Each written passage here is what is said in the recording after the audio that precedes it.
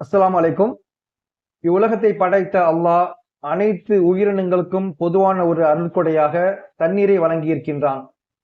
தண்ணீருடைய மகத்துவத்தை நாம் உணர வேண்டும் என்பதற்காக அல்லாஹ் குர்ஆனிலே பின்வருமாறு கூறுகின்றான். நீங்கள் அருந்தக்கூடிய தண்ணீரை கவனித்தீர்களா? மேகத்திலிருந்து அதை நீங்க இறக்கினீர்களா, நாம் இறக்கினோமா என்று கேட்கின்றான். இன்னொரு வசனத்தை அல்லாஹ் கூறுகின்றான், வானத்திலிருந்து அல்லாஹ் மழை நீரை, பாக்கியமுள்ள நீரை பூமிக்கு மழையாக இறக்குகின்றான். அதன் மூலமாக இறந்த பூமியை செழிப்பாக்குகின்றான், உயிரூட்டுகின்றான். மேலும் பூமியிலிருந்து தாவரங்களையும் தானியங்களையும் தோட்டங்களையும் உருவாக்குகின்றான். அப்படிப்பட்ட தண்ணீரின் மகத்துவத்தை நாம் உணர்ந்து கொள்ள வேண்டும்.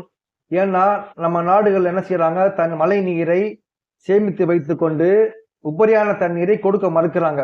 சொல்லப்போனா தமிழ்நாடு கர்நாடகா இடையில காவிரி நீர் பிரச்சனை, அது மாதிரி தமிழ்நாடு கேரளா இடையில பெரியார் டேம் பிரச்சனை. இந்த மாதிரி ஒவ்வொரு ஸ்டேட் என்ன செய்யறாங்கன்னா டேம்களை கட்டி தண்ணீர் சேமிக்கிறாங்க, மழை நீர் சேமிக்கிறாங்க. ஆனா தண்ணீர் உபரியா ஆகும்போது கொடுக்க மறுக்கிறாங்க. சொல்ல போனா உபரியான தண்ணீரை கொடுக்க மறுப்பது மிகப்பெரிய குற்றமாகும். அல்லாஹ்வுடைய தூதர் நபி ஸல்லல்லாஹு அலைஹி வஸல்லம் ஒரு ஹதீஸை சொல்லியிருக்கிறாங்க. அல்லாஹ் மறுமை நாளில் 3 நபரோடு பேச மாட்டான், அருள் பார்வை கொண்டு பார்க்க மாட்டான், அவர்களை பரிசுத்தப்படுத்த மாட்டான். அப்படிப்பட்ட 3 பேர்ல ஒருத்தர் யாருன்னா உபரியான தண்ணீரை கொடுக்க மறுத்தவர். அதே மாதிரி நபி ஸல்லல்லாஹு அலைஹி வஸல்லம் சொல்றாங்க, உபரியான தண்ணீரை உங்க தேவைக்கு போக நீங்க தடுத்து வைக்காதீங்க. அப்படி தடுத்தீங்கன்னா மற்ற ஜீவராசி கால்நடைகளுக்கு அந்த பயிர்களை மேய நீங்க தடுத்தது மாதிரி ஆகிரும் அப்படிங்கிறாங்க. ஏன்னா தண்ணீர் என்பது பொதுவான ஒரு அருட்படை. சொல்லப்போனா ரீசெண்டா கூட காவிரி தண்ணீரை தமிழ்நாட்டுக்கு கொடுக்க மறுக்கிறாங்க. ஆனா என்ன செய்யறாங்க, மழை நீர் உபரியா வந்ததுக்கு அப்புறம் டேம் உடஞ்சிருங்கிறதுக்காக என்ன செய்யறாங்க, திறந்து விட்டுறாங்க கர்நாடகாக்காரங்க. சோ அவங்க ஒரு உண்மை உணரணும். அனைத்து மனிதர்களுக்கும் பொதுவான ஒன்று தண்ணீர்.